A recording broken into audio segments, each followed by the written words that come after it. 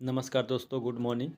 मैं विजय कुमार प्रजापति विजय कुमार नंदन YouTube channel में स्वागत करता हूं आप लोगों का। श्री शिवाय नमस्तुभ्यम। नमस्कार बंधुओं, आज हम लेकर आए हैं एक गरीब किसान की कहानी। इस आर्टिकल के माध्यम से आज हम आपके साथ साझा कर रहे हैं कि क्या गरीब होना पाप है? क्या गरीबी का कोई महत्व नहीं होता? पर गरीब की ईमानदारी पर हर कोई व्यक्ति शक करता है। इस कहानी में एक रमेश नाम का गरीब व्यक्ति होता है जो अपने परिवार के साथ गरीबी से लड़ रहा होता है। क्या उसकी मदद करने के लिए कोई आगे आएगा या उसे ऐसे दुत्कार कर भगा दिया जाएगा? जानने के लिए पढ़िए और सुनिए हमारी एक गरीब किसान की कहानी। एक गांव में रमेश नाम का एक गरीब व्यक्ति रहता था जो बहुत मेहनती था और अपनी मेहनत के बल पर ही वह अपने परिवार का भरण पोषण कर रहा था। रमेश के पास थोड़ी सी खेती थी। उसी खेती को वह करके अपना घर गुजारा चला रहा था। खेती में उतना कर लेता था कि वह अपने परिवार का पेट बड़ी आसानी से भर सकता था। और उसी गांव में एक अमीर शहजादा रहा करता था। शहजादे की पैतृक संपत्ति उसके पास थी। खेत खलियान संपत्तियां भी उसके पास में खूब सारी थीं। बेशुमार धन दौलत सब कुछ था। उसके पास जितना बड़ा उसका खजाना था उतना ही छोटा उसका दिल था। वह मजदूरों से खूब काम करवाता पर पैसे के नाम पर उन्हें कम पैसे ही देता और साथ में उन्हें जिल्लतें दुत्कारता भी था। वह बहुत बड़ा कंजूस व्यक्ति था, पर क्या करे, गरीबी के हाल ने मजबूर कर रखा था। आधा गांव उसके खेत खलियान में ही काम करता था। गांव के बच्चे कुछ लोग रमेश को देखकर बड़े हैरान होते थे कि यह इतनी सी थोड़ी सी जमीन में इतनी अच्छी फसल कैसे कर लेता है। उसी साल गांव में भयंकर तबाही हुई। खूब आंधी तूफान बारिश सब कुछ आया और सब कुछ तहस नहस करके चला गया। उस गांव के हालत इतने बुरे हो चुके थे कि लोगों के पास खाने तक के लिए कुछ नहीं बचा था। उसी में से एक था रमेश, जिसकी हालत गांव के सभी व्यक्तियों से ज़्यादा कमज़ोर हो चुकी थी। जैसे तैसे करके अपना घर का गुजारा कर रहा था। एक वक्त के बाद उसके पास वह भी ख़त्म हो जाता है। हालात इतने बुरे हो चुके थे कि रमेश के पास शहजादे से कर्ज लेने के अलावा और कोई रास्ता नहीं बचा था। अगले ही दिन शहजादे के पास कर्ज लेने के लिए रमेश जाता है। शहजादे ने रमेश की पूरी बात सुनी और उसके मन में लालच जागा। क्योंकि वह पहले तो कंजूस था, तो उसने सोचा क्यों न मैं इसे कर्ज देने से बेहतर कि मैं इसे अपने खेत में ही काम पर लगा लूं। क्योंकि अगर मैंने इसे कर्ज दे दिया तो यह कर्ज कहाँ से लौटा कर देगा। इसके पास तो इतना बड़ा खेत भी नहीं। उसने रमेश से कहा कि रमेश, मैं तुम्हें पैसे तो नहीं दे सकता, पर मैं तुम्हें अपने यहाँ नौकरी पर रख लेता हूँ और मैं तुम्हें सिर्फ रुपए 2,000 महीने के दूंगा। पर रमेश ने कहा कि जो दूसरे मजदूर लोग हैं वह काम कर रहे हैं, उन्हें तो रुपए 3,000 मिलता है और ऊपर से 2 गेहूं की बोरी भी अलग से दी जाती है। शहजादे ने कहा कि देखो रमेश, मुझे दूसरे से मतलब नहीं है। तुम्हें अगर काम करना है तो करो, वरना मेरे पास में बहुत मजदूर हैं। काम करने के लिए रमेश मरता ना तो क्या करता। अपनी मजबूरी और परिवार वालों का पेट पालने के लिए वह शहजादे को हाँ कर देता है। रमेश के जाने के बाद शहजादा बहुत ज़्यादा खुश होता है और सोचता है कि अब मैं इससे खूब काम करवाऊंगा, क्योंकि इसके किस्से मैंने सुने हैं और इसे ऊपर से पैसे भी कम देंगे। मुझे तो डबल फ़ायदा होगा। अगले ही दिन से रमेश शहजादे के यहाँ पर नौकरी करने लगता है और रमेश खेतों में खूब मेहनत करता और उसकी मेहनत के बल पर उसके 6 महीने का काम सिर्फ सिर्फ 4 महीने में ख़त्म कर दिया। जब यह बात शहजादे को पता चली तो बड़ा खुश हुआ, लेकिन उसके अंदर बेईमानी का ईमान डगमगा गया। उसने सोचा, जब इसने मेरा काम 6 महीने का 4 महीने में कर दिया तो क्या ना मैं 2 महीने के पैसे बचा लूं और इससे मना कर देता हूँ कि अब मुझे तेरी ज़रूरत नहीं है। जब तेरी ज़रूरत पड़ेगी तब मैं तुझे वापस अपने पास बुला लूँगा, पर अभी तू यहाँ से चला जा। जब रमेश अपनी तनख्वाह लेने के लिए जाता है तो शहजादा उसे साफ साफ इनकार कर देता है कि रमेश, अब तुम कल से यहाँ मत आना, तुम्हारी अब मुझे कोई ज़रूरत नहीं है।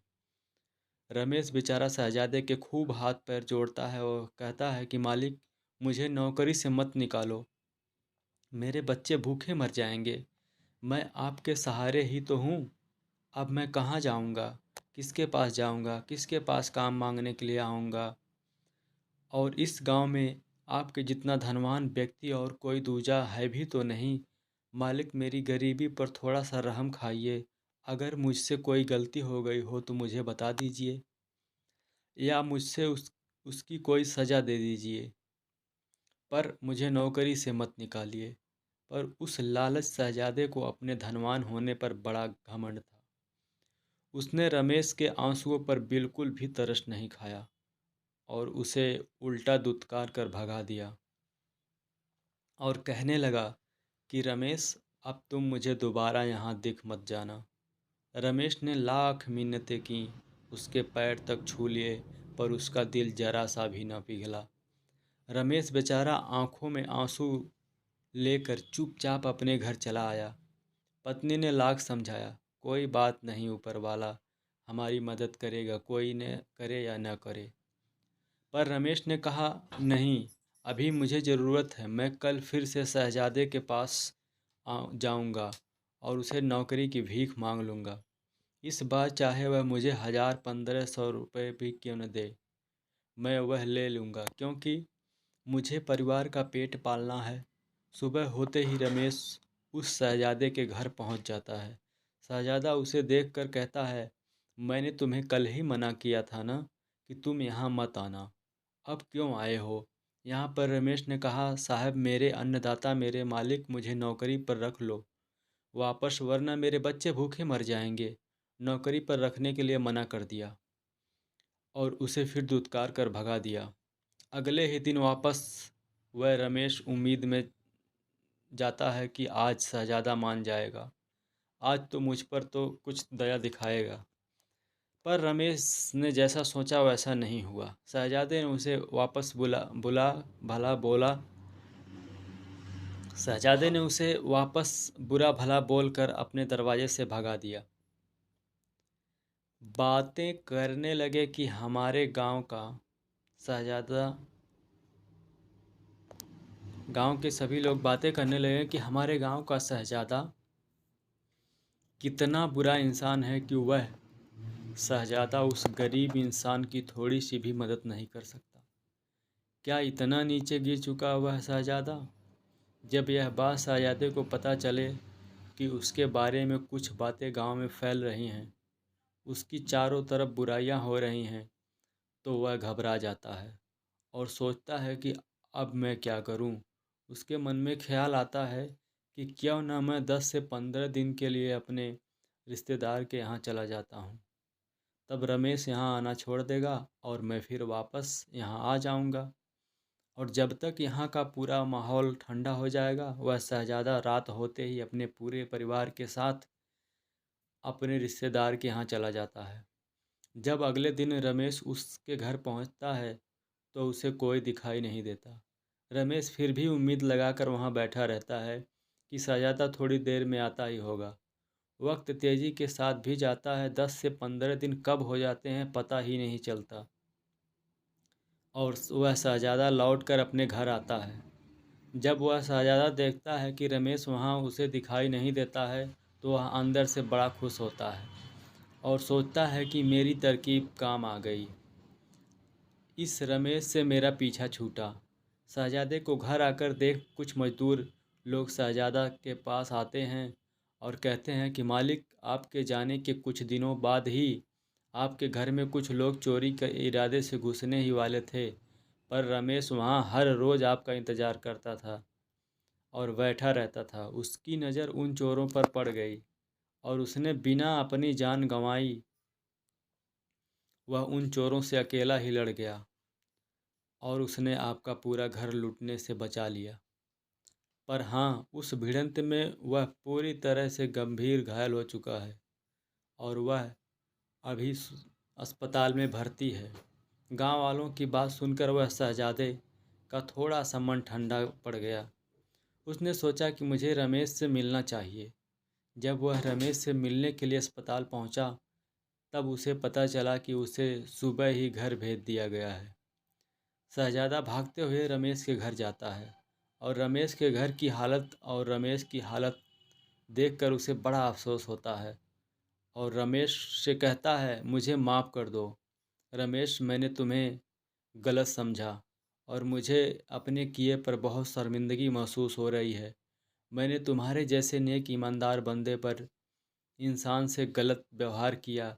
मुझे ऐसा नहीं करना चाहिए।